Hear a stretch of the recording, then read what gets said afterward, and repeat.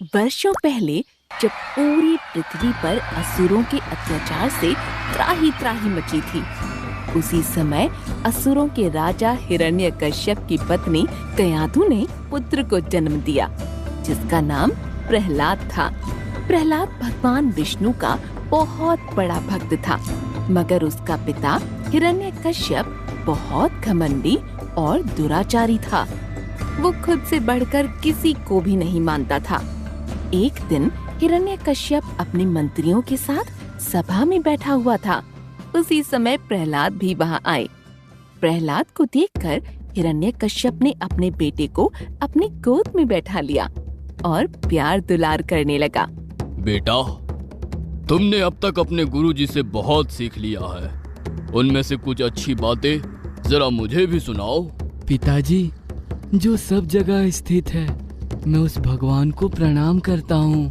प्रहलाद के मुंह से भगवान का नाम सुनकर उसके पिता हिरण्यकश्यप को बहुत क्रोध आता है। बेटा प्रहलाद, तुम मेरे रहते हुए और कौन से भगवान को प्रणाम कर रहे हो?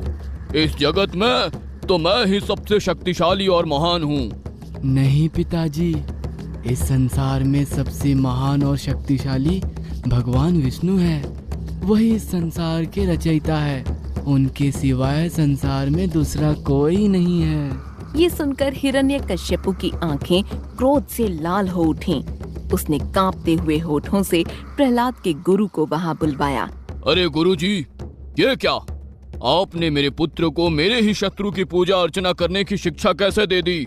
दैत्यराज, आप गुस्सा मत होइए, क्योंकि आपका पुत्र मेरी सिखाई हुई बातें नहीं कह रहा है। मैंने आपके बेटे को किसी भी भगवान की पूजा अर्चना करने की शिक्षा नहीं दी। वो तो मेरे मना करने के बावजूद भी भगवान की पूजा अर्चना करता रहता है। गुरु शुक्राचार्य की ऐसी बातें सुनकर हिरण्यकश्यप को विश्वास नहीं हुआ। बेटा प्रहलाद, बताओ, तुम्हें ये शिक्षा किसने दी है? तुम्हारे गुरुजी कहते हैं कि मैंने तो ऐसा उपदेश दिया ही नहीं है। पिताजी, हृदय में स्थित भगवान विष्णु ही तो सारे जगत के उपदेशक है। उनको छोड़कर और कौन किसी को कुछ सिखा सकता है? अरे मूर्ख, जिस विष्णु की तू स्तुति कर रहा है, वो मेरे सामने कौन है? मेरे रहते हुए कौन भगवान कहा जा सकता है? हाँ, अब से तुम कान खोल कर सुन लो कि तुम्हारे मुंह से भगवान का नाम नहीं आना चाहिए।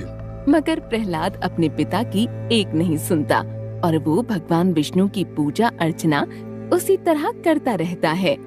इस तरह हिरण्यकश्यप के लाख समझाने पर भी प्रहलाद का भक्ति भाव भगवान के प्रति कम नहीं होता। तो हिरण्यकश्यप अपने सैनिकों को प्रहलाद को मारने के लिए कह देता है। अरे मेरा पुत्र तो हमारा ही शत्रु निकला।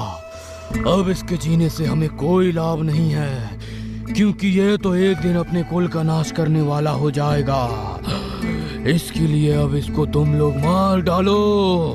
फिर हिरण्यकश्यप की आज्ञा पाकर उसके सैनिक प्रहलाद को कई तरह से मारने की कोशिश करती हैं, मगर वे सभी नाकाम रहते हैं।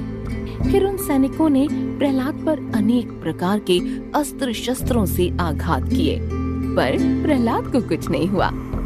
उन्होंने प्रहलाद के हाथ पैर बांधकर समुद्र में डाल दिया, पर प्रहलाद फिर भी बच गए।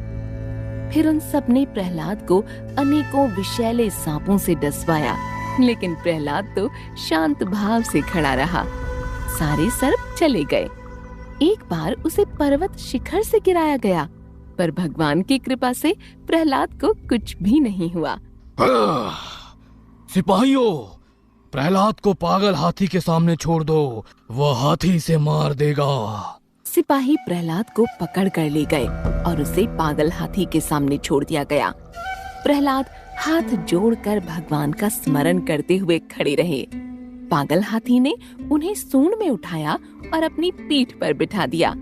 जब प्रहलाद को मारने के सब तरह के प्रयास नाकाम रहे, तो हिरण्यकश्यप को बहुत क्रोध आया। इस बार उसने अपने बेटे प्रहलाद को मारने के लिए अपनी बहन होलिका को मदद के लिए बुलवाया। बहन होलिका, मैं अपने बेटे से बहुत परेशान हूँ, क्योंकि मेरा अपना बेटा ही आगे चलकर हमारे वंश का विनाशकारी बनने वाला है। इसलिए मैं उसको जान से मरवाना चाहता हूँ। मगर मेरी अब तक की सारी कोशिशें नाकाम रही। क्या तुम उसे मारने में मेरी कुछ मदद कर सकती हो? भैया, अगर ऐसा है तो आप बिल्कुल निश्चिंत रहिए, क्योंकि इस बार प्रहलाद को मरने से कोई नहीं बचा सकता। मैं उसको आग में जलाकर राख कर दूंगी। इस बार वो आग की लपटों से किसी भी हालत में नहीं बच पाएगा। हिरण्यकश्यप की बहन होलिका को भगवान शंकर से एक वरदान में एक ऐसी चादर मिली थी जिसको ओढ़ने के बाद उस पर आग का कोई भी प्रभाव नहीं होता था। एक दिन होलिका प्रहलाद को मारने के लिए वही चादर ओढ़कर प्रहलाद को अपनी गोद में लेकर आग में बैठ गई। मगर भगवान की कृपा से चादर ओढ़कर प्रहलाद को लेकर बैठने वाली होलिका स्वयं अग्नि में जलकर राख हो गई और प्रहलाद का अग्नि में कुछ नहीं बिगड़ा। वह मुस्कुराता हुआ हाथ जोड़कर बाहर आ गया। अपनी बहन के मर जाने के बाद हिरण्यकश्यप के होठ क्रोध के मारे फड़फड़ाने लगे।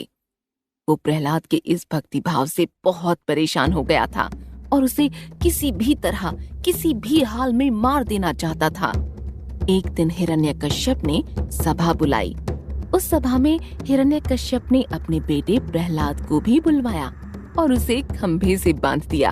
अरे दुष्ट, तू हर समय जिसकी भक्ति और गुणगान करता रहता है, वो तुम्हारा भगवान कहाँ है? पिताजी, मेरे वो भगवान तो हर जगह स्थित है। अच्छा, तो तेरे भगवान मुझे क्यों नहीं दिखाई दे रहे हैं? हाँ पिताजी, मगर मुझे तो मेरे भगवान इस खंभे में भी दिखाई दे रहे हैं। प्रहलाद की ऐसी बातें सुनकर हिरण्यकश्यप को बहुत गुस्सा आता है और वो खुद को संभाल नहीं सका और गुस्से से हाथ में तलवार लेकर सिंहासन से कूद पड़ा और जाकर उस खंभे में तेजी से घूंसा मारा। उसके घूंसा मारते ही एक बहुत ही भयानक शब्द सुनाई दिया और उस खंभे को तोड़कर भगवान विष्णु नरसिंह के रूप में बाहर आ गए। ये भगवान का नरसिंह रूप बहुत ही भयानक था। नरसिंह अवतार में भगवान की आंख सोने के समान पीली पीली और उनकी दाढ़ी बहुत ही भयंकर दिखाई दे रही थी और वे बहुत ही भयंकर शब्दों से गर्जना कर रहे थे। उनका ये अवतार देखकर किसी को भी उनके सामने जाने की हिम्मत नहीं हो रही थी। ये देखकर हिरण्यकश्यप गुस्से से भगवान को मारने के लिए अपने हाथ में गदा लेकर उनकी तरफ दौड़ा। अपनी तरफ हिरण्यकश्यप को गदा लेकर आता देख भगवान नरसिंह ने उसे पल भर में दबोचकर महल की देहरी पर बैठकर अपनी जांघ पर लिटाकर खेल खेल में अपने नाखूनों से उसका कलेजा फाड़ दिया और उसे हमेशा हमेशा के लिए सुला दिया। हिरण्यकश्यप के मरने के बाद भगवान नरसिंह का गुस्से के मारे मुंह बहुत ही भयानक दिख रहा था और अब उनका क्रोध कम होने का नाम ही नहीं ले रहा था।